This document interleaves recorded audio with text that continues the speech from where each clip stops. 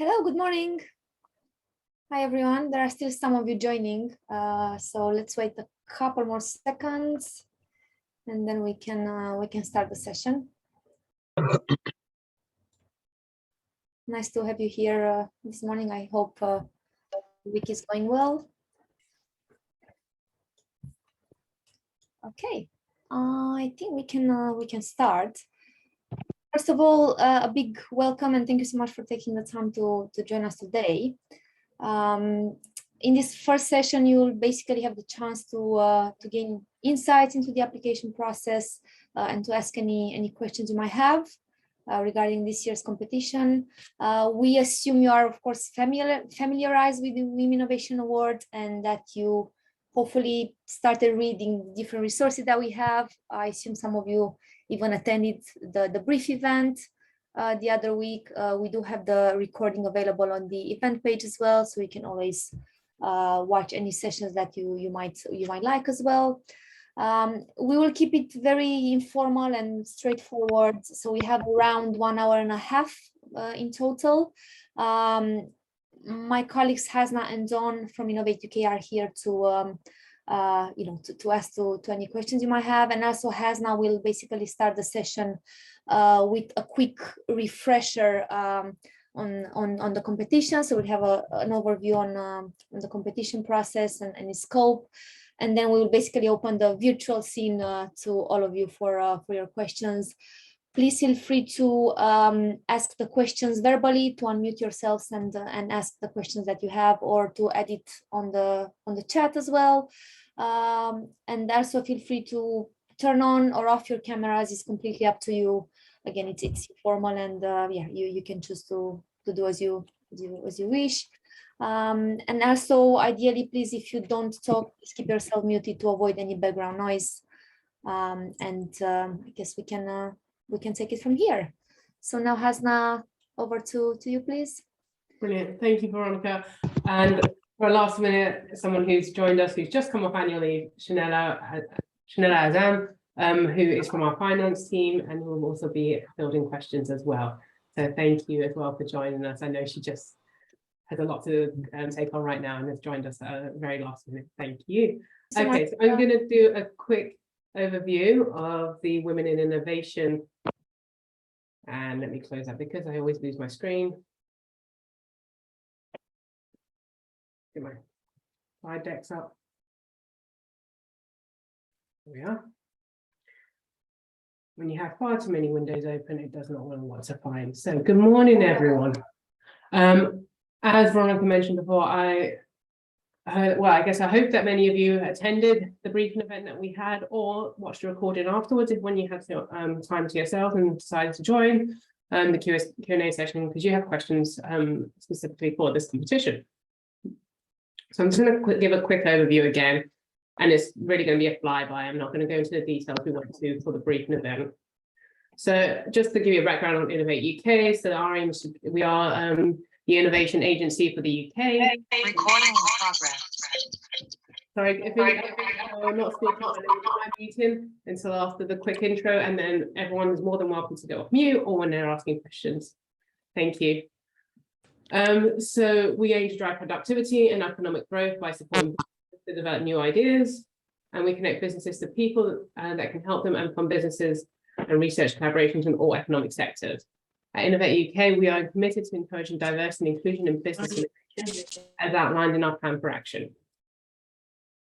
So we want to find the best and most talented innovators from a diverse range of backgrounds and provide them with the resources, advice, and self-belief to succeed. Because a good idea can come from anyone. And to access the full talent available in the UK, we need to increase the visibility and accessibility of our support. And diversity is proven to lead to economic growth, as research has shown. And we're committed to shining the spotlight on underrepresentation in innovation, and taking action where we can to make a positive difference. And we're doing this for our targeted program. So as you know, Women in Innovation, and we have the Young Innovators program. So our Women in Innovation program is all about shattering stereotypes and creating an innovation system that is fair, open, and exclusive. We want to create the role models and the business leaders of tomorrow and increase the number of women innovators that are out there. So the aim of the competition is to find pioneering women with innovative ideas and ambitious plans, and those who will inspire others in the future. We are looking to support those who are at a critical stage in their business, where an award will enable to take them to the next, take an important step forward. So those who already had a business, set up and are looking to expand or grow in some way. Each winner will receive £50,000 grant and a bespoke business coaching and mentoring support as well. So just a quick overview of how this began. So back in 2016, we found that Innovate UK 1 in 7 applications, so only 14% of our funding came from women. But the success rates between men and women was pretty much the same. So it's all about the lack of applications. And 1 in 3 women say their gender has negatively impacted their career in innovation. So we created the Women in Innovation Award, where we gave 15 awards and with the £50,000 grant and 16 additional awards, which focused on business support. Then we had wave 2, looking at society's biggest challenges, looking at clean growth, future mobility, Asian society, AI, and we gave 9 awards back in 2018. And then, of course, we also, as part of the program, are looking at relatable role models. So we launched Purple Plaques, which I'll quickly go over in the next couple of slides, about inspiring young people in schools across the UK. We've also partnered with Founders for Schools as a way of enabling our award holders, so not just now the Women in Innovation, we now have young innovators involved in this, and working with young people, matching them up with opportunities to give careers advice, to give talks in schools, to attend events where they can inspire the next generation. And since 2016, we've had 4 waves. This is the 5th one. And last year, back in 2020, we awarded 40, and our current one is 38. So this year, we're looking to fund up to 50 awards. So the scope, as I said, we're looking to fund up to 50 Women in Innovation Award winners, and we're looking for relatable role models for women from all backgrounds, from all regions across the UK. So that is important, as we've had the last 2 cohorts. We've made sure that we had an award winner at least from every region of the UK, who are solving a range of pressing societal, environmental, and economic challenges, and in a variety of innovation areas. You can come from any innovation area, so we're not restricting on that. Your proposal must identify clear evidence of pressing societal, environmental, economic challenges, and how your project and innovation can help solve them. So, as I said, we're encouraging women who have potential capability to really become business leaders, looking at becoming a role model, have a clear vision for their business, and looking to develop something, a novel idea, something that's game changing, but also not just a clear vision for their business, but what you're hoping to achieve from this award, and not just what the £50,000 grant will help you with, but also what the business mentoring and that support package will also enable you to do. So what we need from your side, your grant must start on the 1st of April 2023. As you're aware, the deadline for the applications are the 19th of October.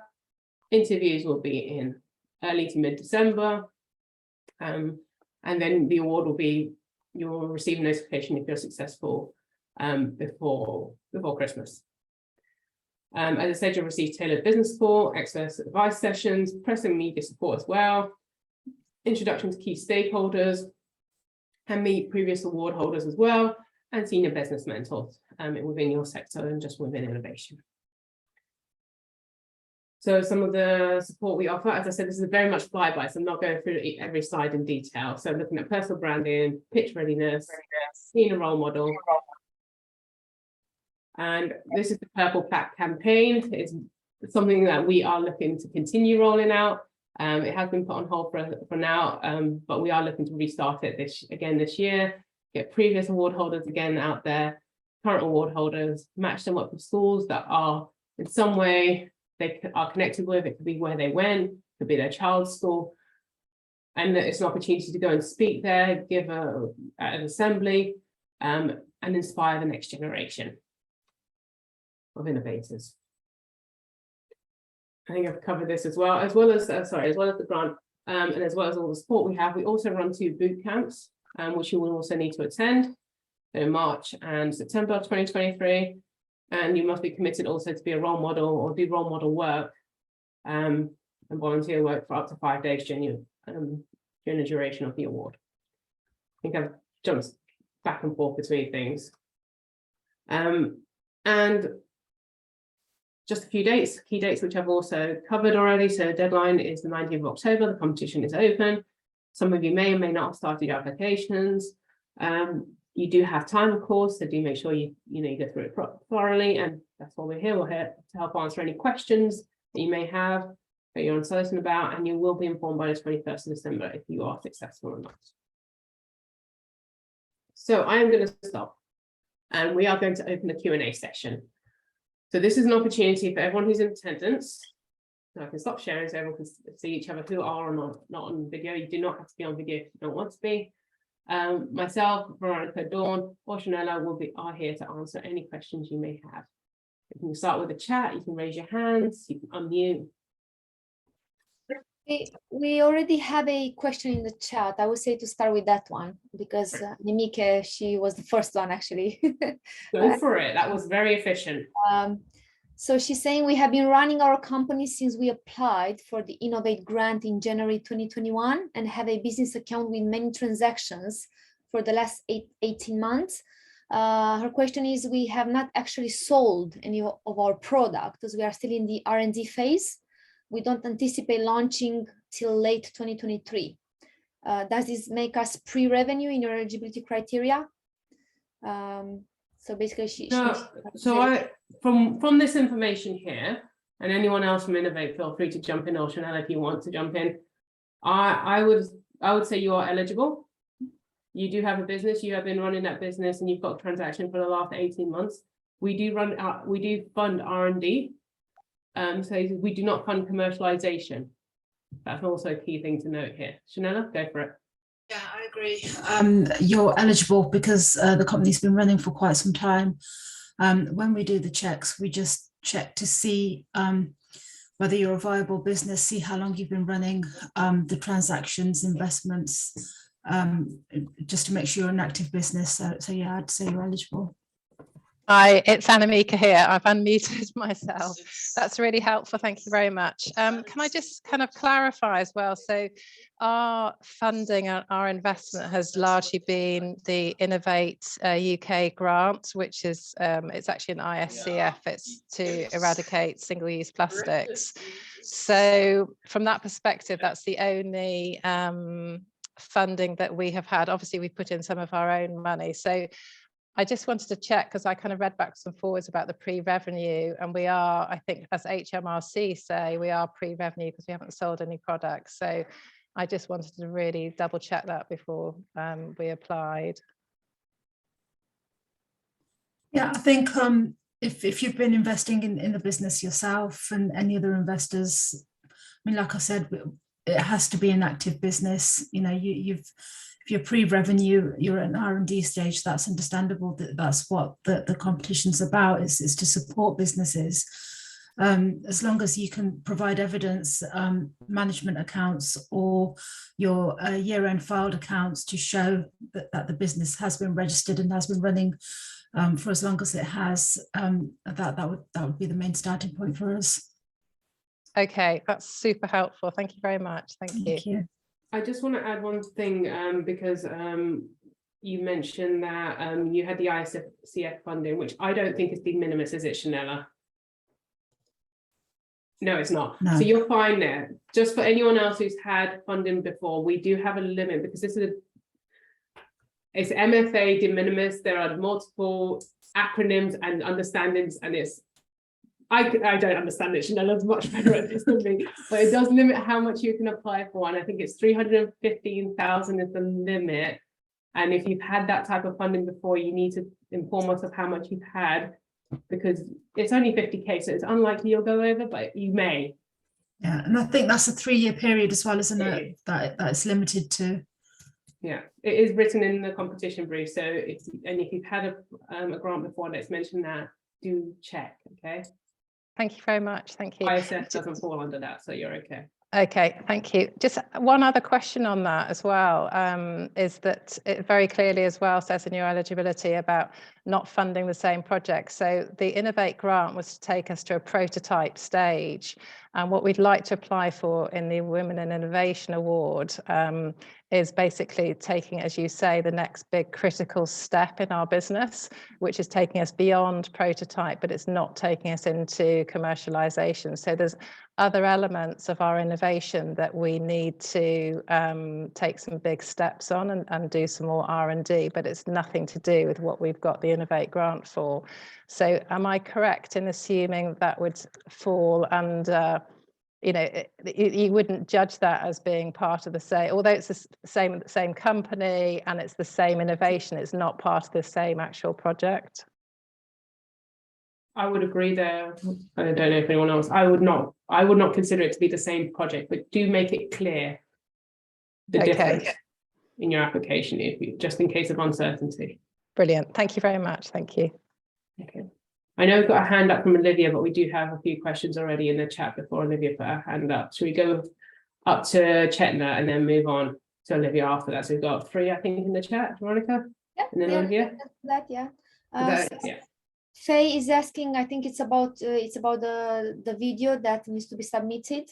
If, for example, she can include other people making a comment, such as a fellow colleague, student, or she is not really allowed to be that, I guess, I don't know, creative, flexible. I have no, we do not have any restriction on who can or cannot be within the video. You do need to be in the video 100%, the majority of the time.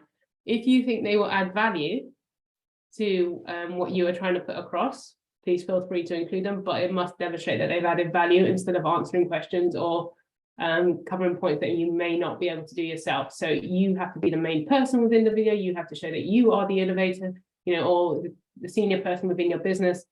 But if there's something that you feel they can add, then I don't see why it wouldn't be a problem. Like it would be a problem.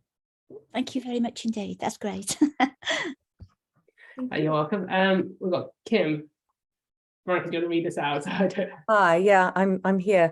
Yeah, I've been granted some match funding through the Internationalisation Fund, which is part of the Export Action Plan, and I put that in the form, and it deducts it from the 50,000.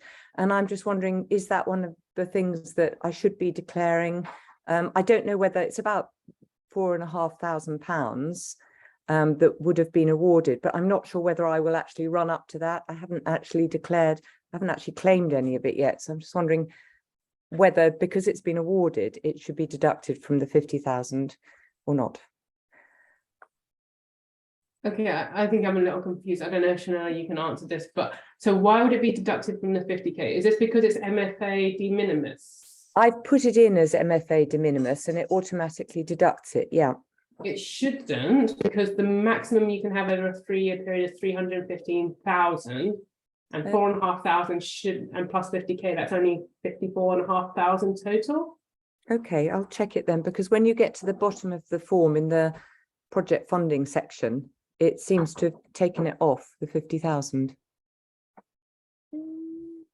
No? Okay, I'll go and have that we are also aware that there's going to be mistakes made. So we've had this every year. There's always errors within when anyone submits their financial information. We want you to get it as right as you possibly can. Please make sure that the project cost says 50K. That's the maximum you can receive. No, sorry, not the project. Wrong way. Even I got it wrong just now. Sorry. The grant is 50K.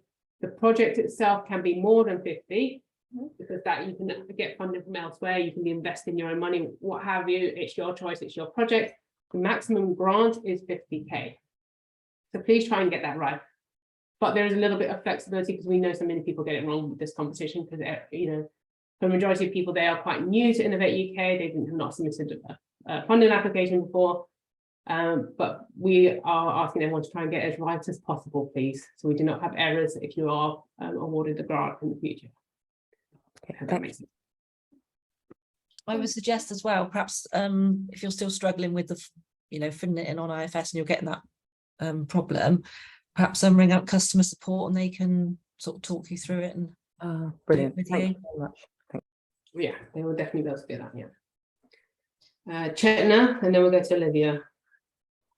Yeah, so Chetna asks, I have registered company in April 2021. However, I too don't have any transaction as we are at ideation stage. Do we qualify? Chetna, you've unmuted.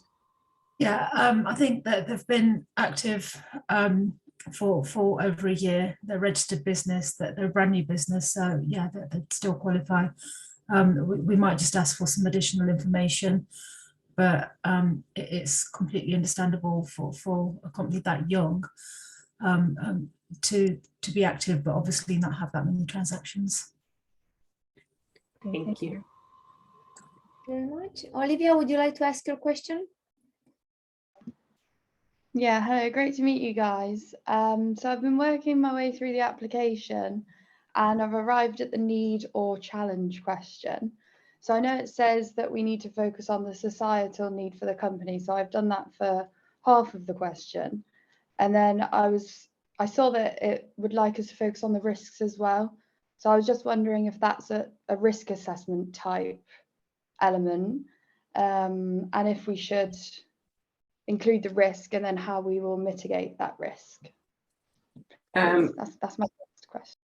Yes, that is, yeah, basically you got it. So yeah, when it comes to risk, bear in mind some of the companies, as Chanel just said for the question we just had, they're quite young. You may not have a full understanding of the risks associated, but we need to have seen that you have actually put together some sort of risk assessment, risk management, some sort of idea around it. Do not dominate the question with that, obviously, either. And I think that question is one that allows you to upload something. I'm trying to scroll through because I'm trying to remember which ones allow you to upload and which ones don't. I don't think there's an appendix on that one. There's nothing to be added on. Okay. So yeah, we do want to understand that, if you have an understanding around the risk and how you may mitigate that in the future. So we do want to see that as well. Okay, thank you. And I think yes. Yeah.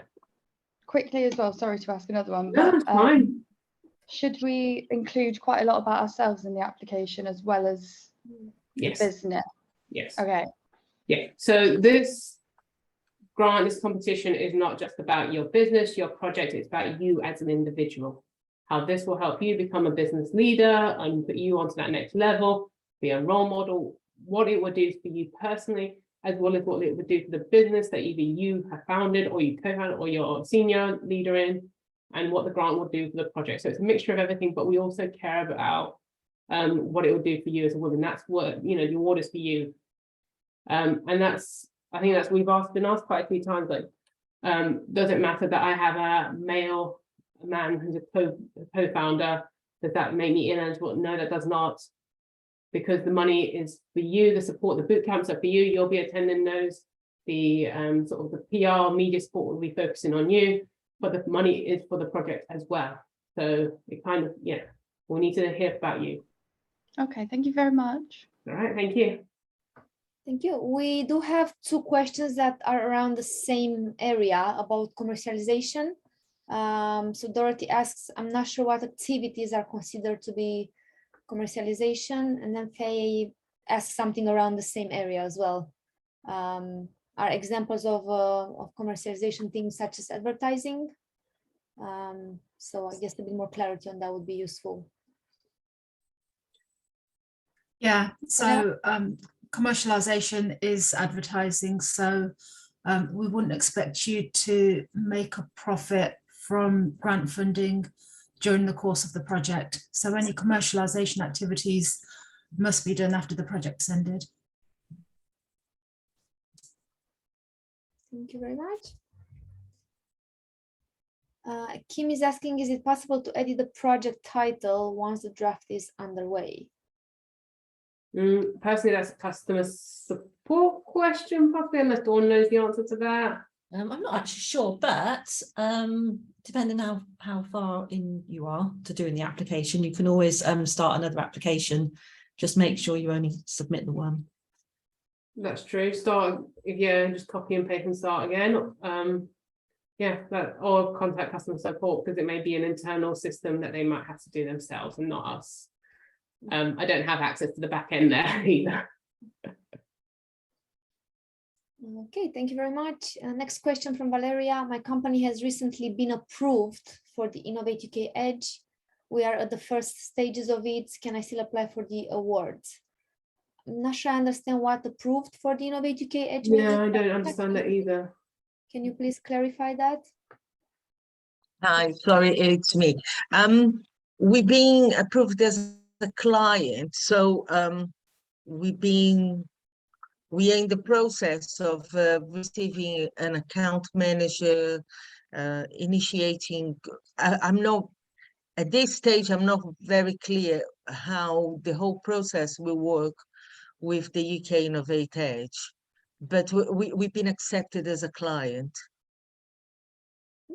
I mean, does not conflict with you being eligible, but please, Hasna, don't correct me. I don't think it conflicts with being eligible for the competition.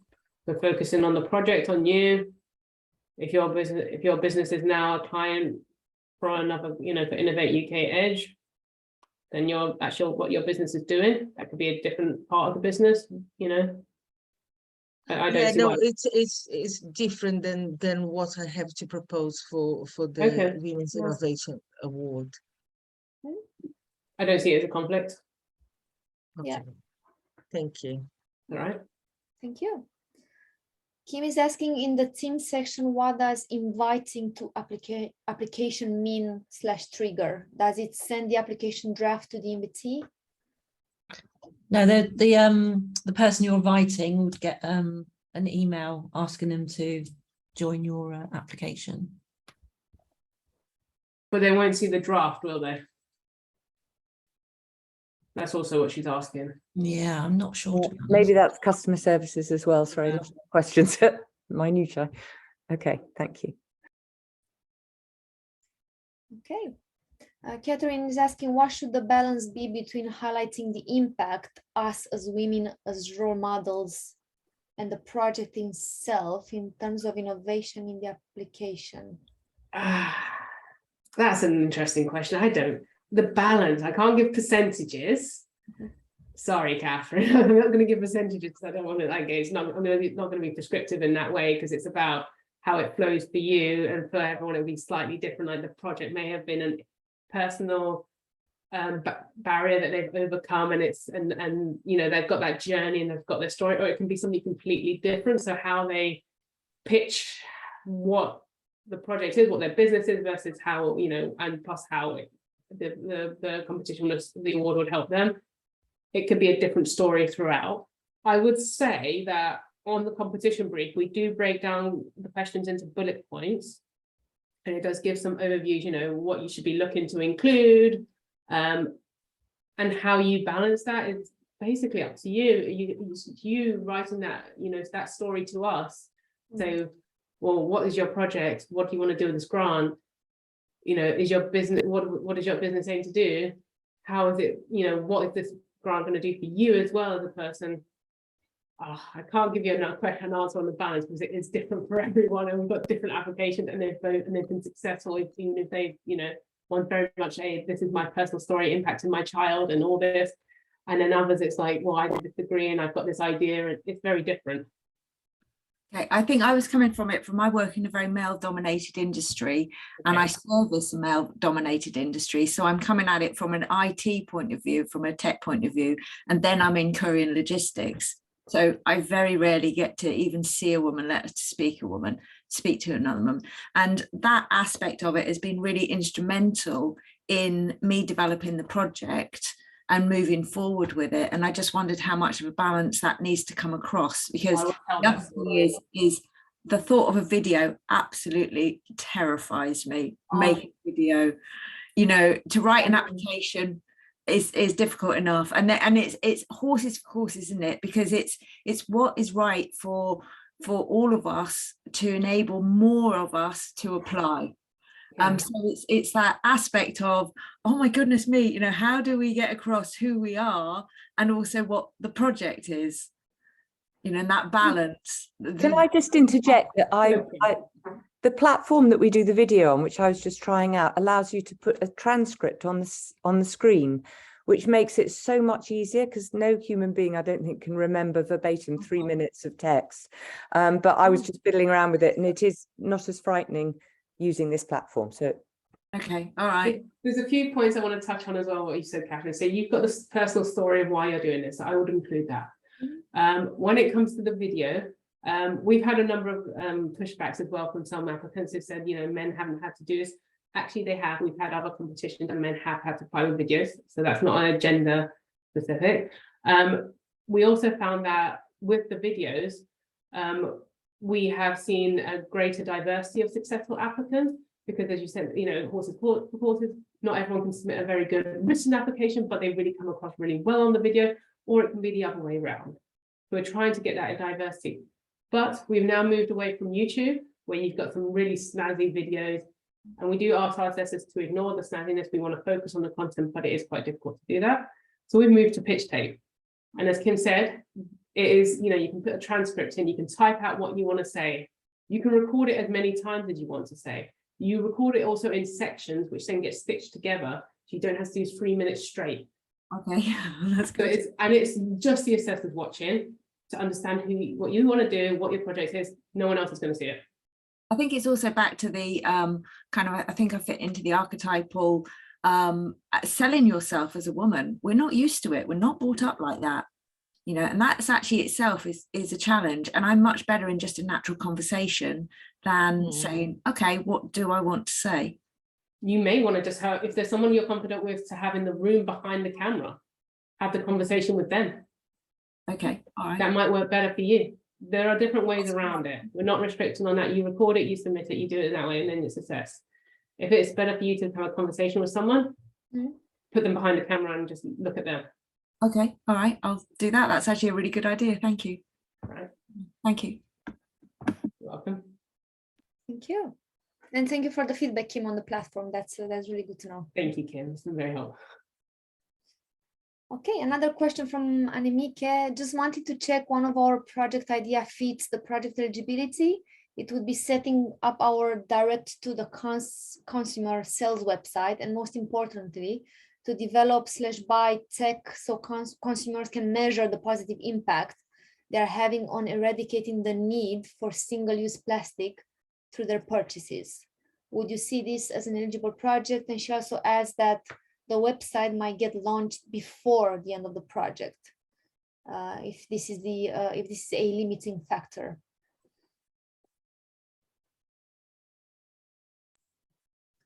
I think costs associated with websites are often ineligible because that's something we see as advertising your product. So I'd say that was ineligible based on that, if that's what the project was based around, because it's something that you're putting out there for the public to see. That's commercializing the product that you're developing. I don't know, Hasna, what do you think? I think based on what you said, Shana, I would agree that, yeah, it does sound like it's down the commercialization. You will have, if you were to submit it, you really have to focus on,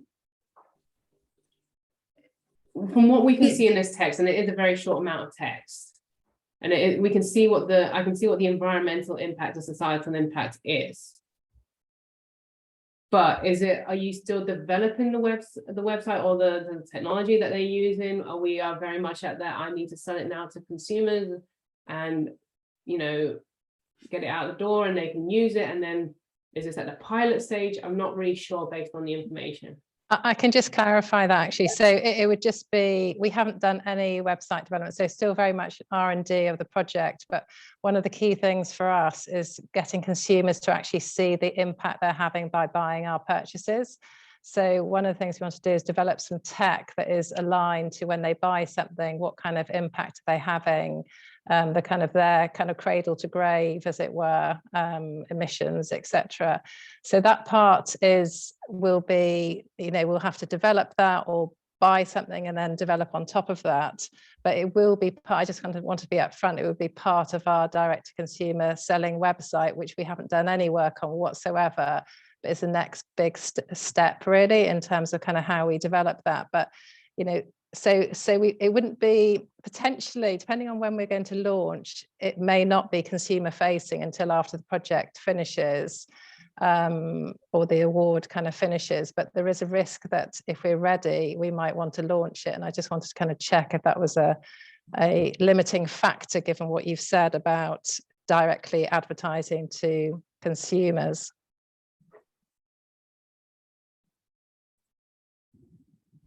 I think if it's the product that you're developing and the grant will be used towards the product, I think that would be fine.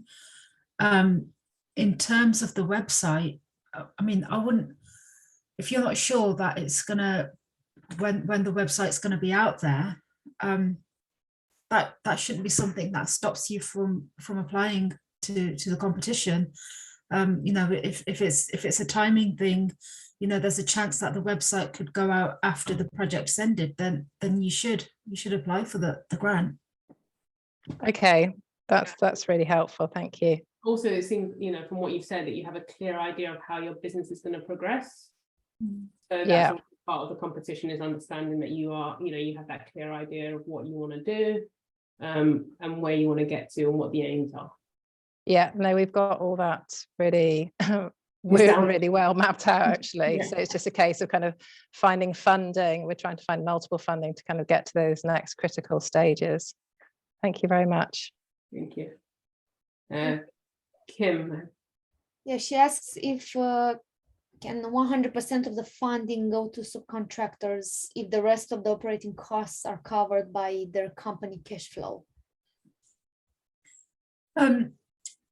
So when most of the costs are limited to subcontracting, our question is, so what are you doing as a business? Ideally, we'd like to see costs broken down. Obviously, you need subcontractors, and we understand that, but we need to, for most of the competitions, the work needs to be carried out in-house, which means that lies with the business itself rather than everything for the subcontractors. Costs like the patent, 7,500, that would go into other costs. But in terms of the subcontractors, we do like to see most of the costs to be covered under the labour category. Obviously, with some businesses that are brand new, they don't always have a payroll in place. So there's the labour costs can be limited to the director's salaries, which at the moment is £22 an hour. That can be included in the labour costs. But if there is a payroll and you are going to be contributing work to the project, we'd like to see that in the labour category. Thank you. Thank you, Shanella. Maria has. Sorry, can I just go back onto a point that was right at the beginning, and it was from, apologies if I get your name wrong, Anmika. I think you answered about risk register, and that, from my mind, I know you asked about the need or challenge question, and I was in my mind, I was like, I know you can upload a risk register. Yes, you can. It's in question 11. You've got your plan for awards. There's the whole risk register side of things, but I just want to say, yes, you do need to, what potential negative impacts you have considered and how you plan to mitigate them. It also needs to be included in that section, just not as much detail as you would for the risk register. That makes sense. So okay. I knew in my head it was somewhere. It was Olivia, I think, who asked it, but it's very useful. It's very useful clarification anyway. Thank you. Olivia, sorry. Thank you. That's really helpful.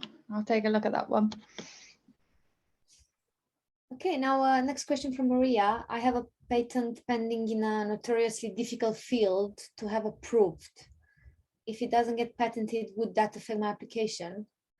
And she asks if every part of the innovation must be created in UK. As far as IP costs go, they're limited to £7,500, and it has to be for only the filing of new IP. So if there's an existing patent, we wouldn't allow the cost to be allocated to that. And if it's unsuccessful, then it doesn't impact your project or your business. Not every business has a patent. So that doesn't impact your eligibility or your application. So that's fine, yeah, you've already paid for it. If it's unsuccessful, it doesn't affect your application. As I said, not every business has a patent. Everyone tries, but it's not always successful. Must every part of the innovation be created in the UK? So are we talking about this project, the project itself, for that 1 year duration? Or are we talking about right from the start, Maria? What are we looking at there?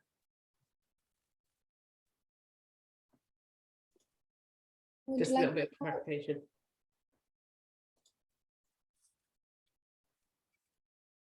I'm not sure, Maria, if you're talking and you're on mute, or would you like to?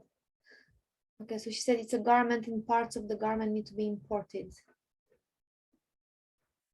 So eligibility wise, gosh, no, I was going to say about import and export. Yeah, so work should be carried out in the UK.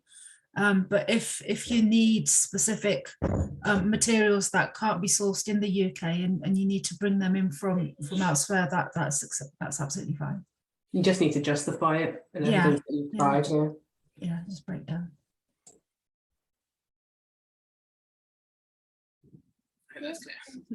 Does that, I hope that answers your question, Maria.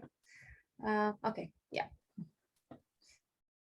Okay, any other questions from anyone? Because I think we've touched on all the questions added in the chat. I hope we haven't missed any.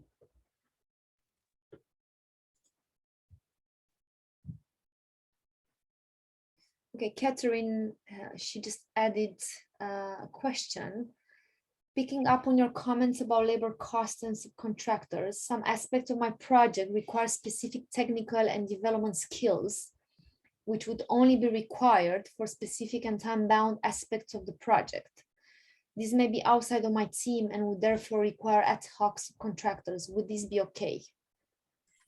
Yeah, so if there's a specialist skill or something that can't be done in-house and you need to outsource that, that's absolutely fine. Thank you very much. And Jessica is asking if it is possible to see an example of a successful application anywhere. I'm afraid. The answer is no there, Jessica. So all applications are completely, I don't know the word, it's gone out of my head. Basically, we do not share applications because they are completely confidential. They are people's businesses, they could be people's business ideas, project ideas. They have not actually put out there, even though on the market, they're in R&D stage. We will not be sharing any of that, sorry.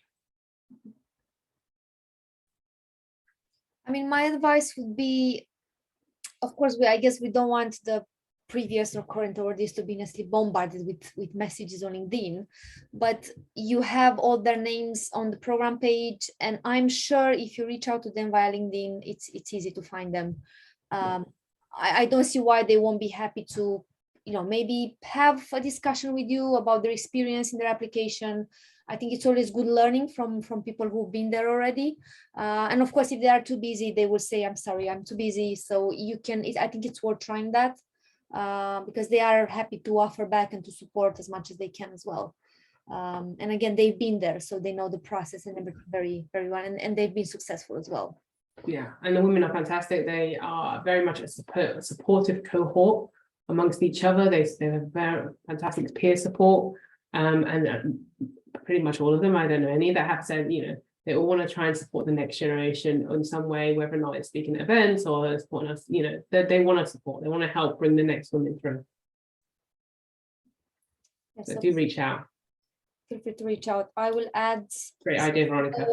If you go on the program page, I will add a link here.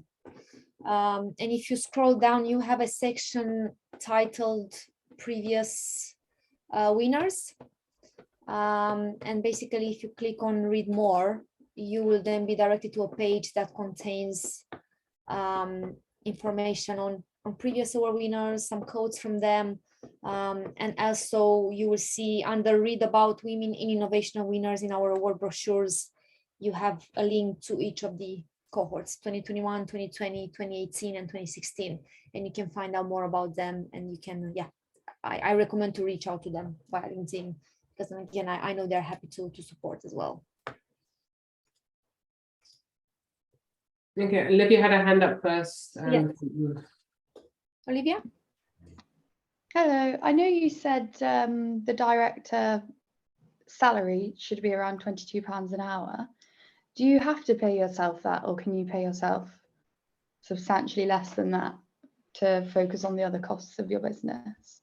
So if you don't have a payroll, the director's salary is £22, what we suggest, the government suggested. But if you want to take less, that's up to you. But obviously, if there is a payroll, we do expect the costs to reflect that, but deducting any discretionary benefits. You know, some companies pay themselves with dividends, or they have bonuses, you know, car allowances, things like that. That would be ineligible, so it would just be the basic salary. But if you wanted to pay yourself less, that's fine too. Okay, thank you. Thank you very much. And Emike is asking, could you send the link for the eligibility decision 3 you mentioned in the briefing events too? Yeah, we need to get that put on IFS. Yeah, we'll get that put on this week onto IFS. There's nothing extra, there's no more extra information in there. It's just using the eligibility in the on IFS and just a little flow chart. Thank you very much. Any other questions?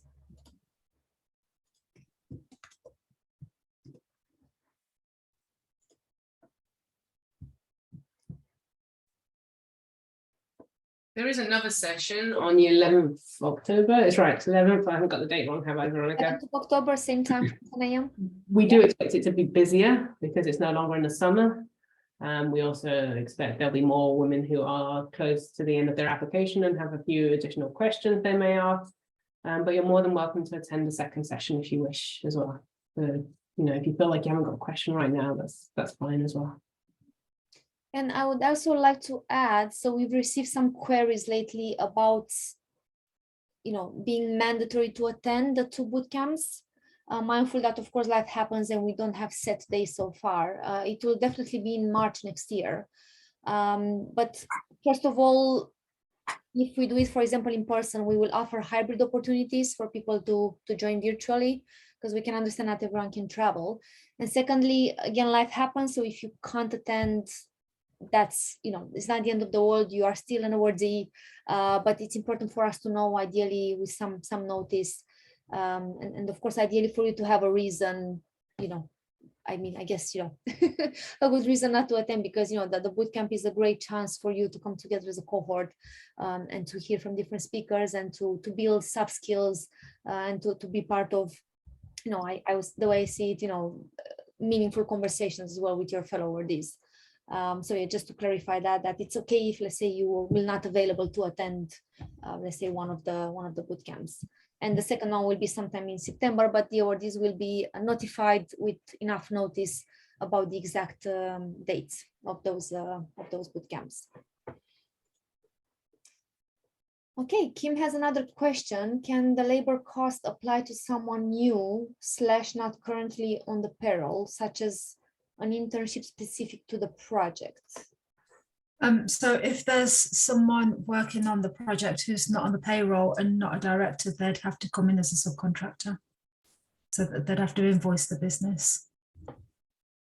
So if they are on the payroll, so I've had interns before and they are on the payroll, so I do the PAYE and everything. So that would be all right, would it, if it's a new role specific? Yeah, if it's a new role, they can be added on the payroll and they can be included in the labour costs. Brilliant, thank you. Okay. Any other questions?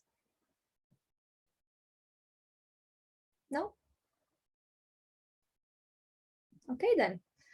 Well, as Hasna said, we will have another session on the 11th of October.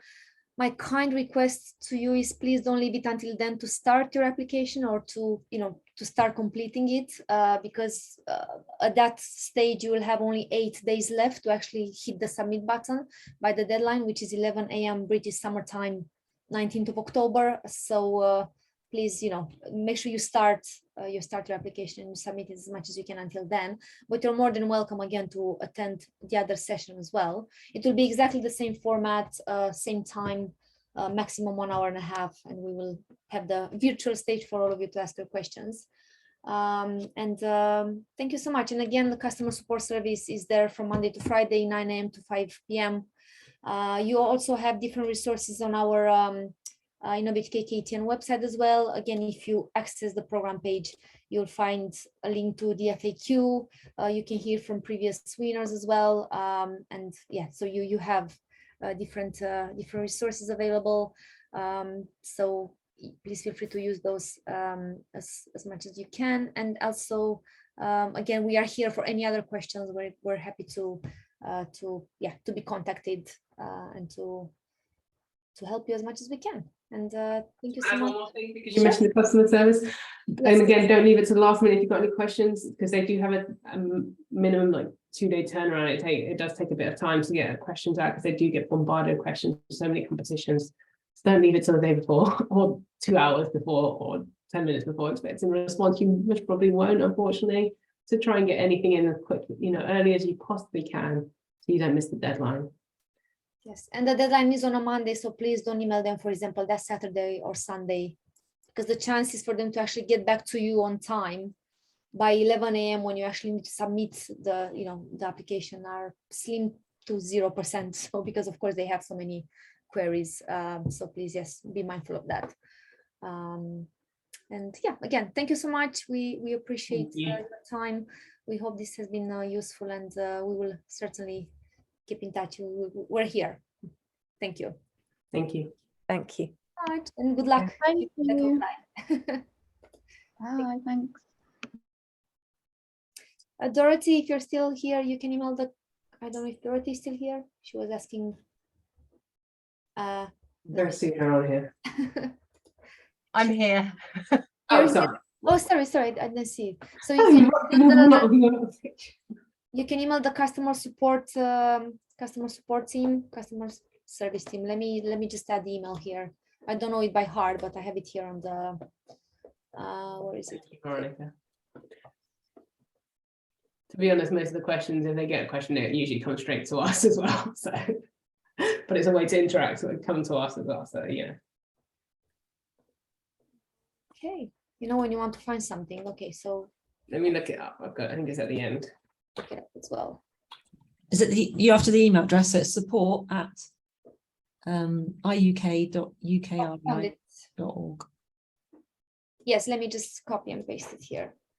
Oh, yes. So that's basically the email address to the Innovate UK customer support team, and they are open, and that's their phone number. Friday, and that's a phone number as well. Monday to Friday, excluding bank holidays, from 9 a.m. to 5 p.m. Yeah. So feel free to, for any questions you might have, someone will pick your question and will reply. And for any, I guess, questions regarding delivery, like bootcamps wise, training, networking, I am more than happy to reply to those. You can email me actually at this